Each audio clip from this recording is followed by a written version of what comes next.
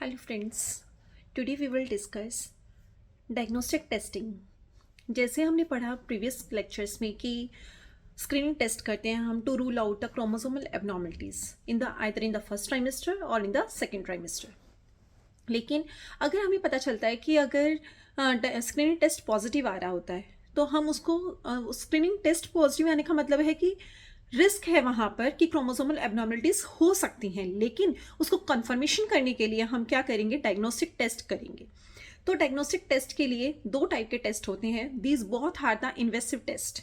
Number 1 chorionic villus sampling, number 2 is amniocentesis. ठीक है, तो ये इन्वेसिव टेस्ट होते हैं। इनके सबसे पहले हम पढ़ेंगे कि ये इंडिकेशन क्या है, ये इन्वेसिव टेस्टिंग करने की इंडिकेशन क्या रहेगी।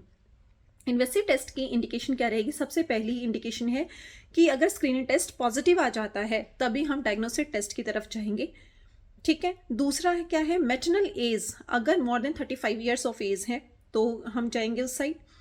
थर्ड है कि अगर रिस्क है वहाँ पर पेरेंट्स में मेंडेलियन डिसऑर्डर होने का तो हम करेंगे इन्वेसिव टेस्ट। फोर्थ है कि अगर कोई क्रोमोसोमल एबनॉर्मलिटीज आपको पेशेंट की हिस्ट्री में मिली है कि उसको प्रीवियस कोई चाइल्ड बर्थ हुआ है जो कि डेथ हो गई है जिसकी क्रोमोसोमल एबनॉर्मलिटीज की वजह से, तो इसमें मोस्ट लाइकली चांसेस हो सकते हैं कि सेकेंड प्रेगनेंसी में भी इसको क्रोमोसोमल एबनॉर्मलिटी हो, तो हम ये इन्वेसिव टेस्ट करेंगे। ठीक है, तो सबसे पहले हम पढ़ रहे हैं कोरियोनिक विलस सैम्पलिंग के बारे में। It is use to be done in the first trimester, basically in the 10 weeks to 13 weeks 6 days of pregnancy में हम इसे करते हैं। इसके लिए दो अप्रोच होती हैं, ट्रांस एब्डोमिनल अप्रोच और trans cervical approach. Trans abdominal approach जो हम करते हैं, ट्रांस एब्डोमिनल अप्रोच में आप क्या करेंगे, अंडर यूएसजी गाइडेंस होता है ये। ट्रांस एब्डोमिनल अप्रोच में पहले एब्डोमिन को क्लीन करेंगे। Preparation of the abdomen is to be done, that is called prepped abdomen. Prepped abdomen का मतलब क्या रहेगा कि आपको क्लीन करना पड़ेगा उसको, पहले एब्डोमेन को क्लीन करेंगे by the povidone iodine and then you will start your procedure. तो उसमें हम 20 गेज की नीडल यूज़ करेंगे, स्पाइनल नीडल यूज़ करेंगे 20 गेज की, जिसमें आप डालेंगे अंडर यूएसजी गाइडेंस। यूएसजी हमने इसलिए यूज़ करी कि ताकि हम साइट ऑफ प्लेसेंटा को देख सकें और शेप ऑफ द यूट्रस को देख सकें। फिर हम जाएंगे उसमें कोरियन फ्रोंडोसम तक। कोरियन फ्रोंडोसम में जाने के बाद वहाँ पर हमने नीडल को प्लेस कर दिया। नीडल को प्लेस करने के बाद हमने वहाँ से उसमें से स्टाइलेट निकाल देंगे नीडल में से। उसके बाद हमने वहाँ पे सिरिंज 20 ml की सिरिंज अटैच कर देंगे। 20 ml की सिरिंज आपने यूज़ की, 20 ml की सिरिंज में 5 ml का कल्चर मीडिया ऑलरेडी फिल्ड होता है, कर देते हैं हम उसमें। उसके बाद 15 ml हमने उसमें उसमें कोरियन फ्रोंडोसम से सैंपल ले लिया। अब लेने के बाद उससे हम कल्चर करेंगे। ठीक है, उसके बाद हम कल्चर करेंगे to detect the chromosomal abnormalities और आइदर एनी स्ट्रक्चर और क्रोमोसोमल एबनॉर्मलिटीज कैरियोटाइपिंग करने के लिए। ठीक है, कोई साइटोजेनेटिक्स के लिए हम बेसिकली उसे यूज़ करेंगे। ठीक है, अगर हम ट्रांस सर्वाइकल रूट से भी जा सकते हैं। ट्रांस सर्वाइकल रूट से हम क्या करेंगे, अंडर यूएसजी गाइडेंस हम trans cervical route basically easier method है as compare to the trans abdominal route. Trans cervical method से हम जाएंगे तो हम उसके अंदर क्या करेंगे, 27 सेंटीमीटर लॉन्ग एक कैथेटर होता है, पॉलीइथाइलिन कैथेटर, जो कि specially designed for this procedure. उसमें हम उसके अंदर एक मेलिएबल स्टेनलेस स्टील की स्टाइलेट होती है, जिसमें हम यूएसजी गाइडेंस के थ्रू हम जाएंगे। इंटरनल ओस को से जाते हुए हम जाके कोरियन फ्रोंडोसम तक पहुंच जाएंगे और वहां से हम सैंपल ले लेंगे। और उसमें भी हम ऐसे ही करके स्टाइलेट को निकाल लेंगे। हम अपनी जगह पे कोरियन फ्रोंडोसम तक पहुंच के उसके बाद हम उसमें एक सिरिंज लगाएंगे और सिरिंज लगाने के बाद उसमें 5 ml का ऑलरेडी कल्चर मीडिया रहेगा और 15 ml की हम उसमें सैंपल ले लेंगे और टोटल उसको फिर हम फिर हम उसे कल्चर करेंगे टू डिटेक्ट द एबनॉर्मलिटीज।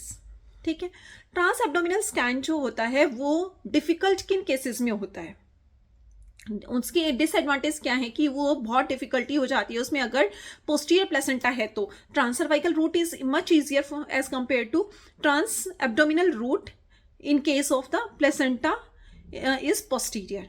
ठीक है, और साथ में इसमें रिस्क तो उसमें प्रॉब्लम रहेगी। ठीक है, फिर दूसरा क्या है कि इन सब प्रोसीजर्स के कुछ रिस्क होते हैं। इनके रिस्क क्या रहेंगे, फीचर लॉस हो सकता है। ठीक है, ओरोमैंडिबुलर डिफेक्ट्स हो सकते हैं कोरियोनिक विलस सैम्पलिंग के, फीटल लॉस होगा, ओरोमैंडिबुलर डिफेक्ट होंगे, लिम्ब हाइपोजेनेसिस हो सकती है, और one and the most common problem क्या रहेगी, पोस्ट प्रोसीजरल स्पॉटिंग या ब्लीडिंग होगी। ठीक है, और अगर आपसे गलती से रप्चर ऑफ मेम्ब्रेन हो गई तो कोरियोइम्यूनाइटिस हो सकता है। ठीक है, RH आइसोइम्यूनाइजेशन हो सकता है ठीक है, इन case of RH negative pregnancy.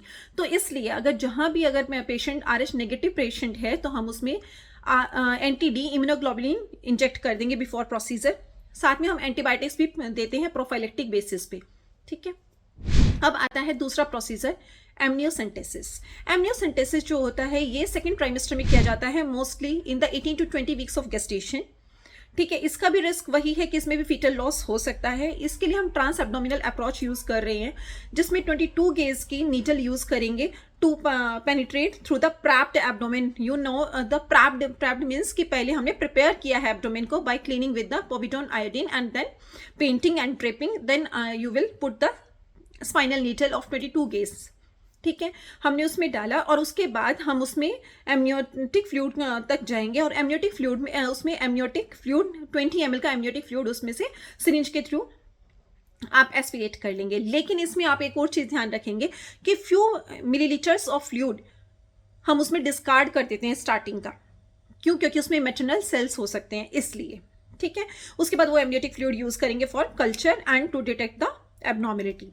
और साथ में हम इसमें जब आपने एक और चीज़ इसमें आ सकती है कि ट्विन प्रेगनेंसी के अंदर अगर आपने फ्लूइड निकाला तो ट्विन प्रेगनेंसी में आप क्या करेंगे, अगर आपने जब डाला उसमें फ्लूइड डाला, उसमें फ्लूइड एस्पिरेट किया आपने, उसके बाद आप उसमें इंडिगो कार्बाइन डाई डाल देंगे। आप उस सैक के अंदर, गेस्टेशियस सैक के अंदर आप उसमें इंडिगो कार्बाइन डाई डालेंगे to use is at a marker, ताकि आपने उसे मार्कर की तरह यूज कर लिया, ताकि आप दूसरी बार जब नीडल डालेंगे तो आपका हो सकता है कि पहले वाली उसमें सैक में चला जाए, तो इसलिए वो आपको डिफरेंशिएट हो जाएगा with the help of the indigo carbine die.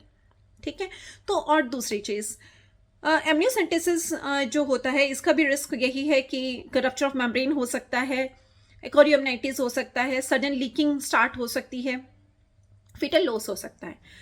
अब हम एक और चीज़ पढ़ेंगे इसमें, एमनियोसेंटेसिस थर्ड ट्राइमेस्टर में भी किया जा सकता है, जिसके लिए कुछ कॉजेज होंगे कि क्यों करते हैं हम थर्ड ट्राइमेस्टर में। थर्ड ट्राइमेस्टर में करते भी हैं और मतलब कभी कभी करते हैं, और क्यों करते हैं। ठीक है, रहेगा कि लंग्स की मैच्योरिटी चेक करने के लिए, हम क्या करेंगे, एमनियोटिक फ्लूइड लेंगे, उसमें लेसिथिन स्फिंगोमाइलिन रेशियो चेक कर लेंगे, शेक बबल टेस्ट यूज करने के लिए कर सकते हैं, पॉलीथाइलिन ग्लिसरॉल का लेवल चेक कर सकते हैं। ठीक है, या फिर इसमें हम देखेंगे कि एमनियोटिक फ्लूइड की डेंसिटी चेक कर सकते हैं। ठीक है, या लेमुलर बॉडी काउंट कर सकते हैं। तो ये हम लंग मैच्योरिटी को चेक करने के लिए हमने एमनियोटिक फ्लूइड का यूज किया। सेकंड है कि हम फीटल कैरियोटाइपिंग कर सकते हैं to check the abnormalities in case of IUGR babies, growth restricted babies में। ठीक है, थर्ड है फीटल इन्फेक्शन को चेक करने के लिए कर सकते हैं, and fourth one is to check for the bilirubin level हम क्यों चेक करते हैं, in case of RH negative pregnancy, कि RH आइसोमिनाइजेशन तो नहीं हो गया है। ठीक है, अब इसमें कुछ प्रॉब्लम्स क्या आती हैं, प्रॉब्लम्स इसमें ये आ जाती हैं कि अगर थर्ड ट्राइमेस्टर में आप कर रहे हो तो थर्ड ट्राइमेस्टर में ब्रेस्ट ऑन हीट कॉन्ट्रैक्शंस या प्री टर्म लेबर पेन्स होने के चांसेस ज़्यादा होते हैं, और अगर वो इन बिटवीन द प्रोसीजर आ जाते हैं तो नीडल की डिस्प्लेसमेंट हो जाती है। ठीक है, सो these two are the invasive methods of testing. ठीक है, अगर अब एक नया आ गया है non invasive method of testing, वो हम नेक्स्ट अपने उसमें लेक्चर में पढ़ेंगे। Thank you.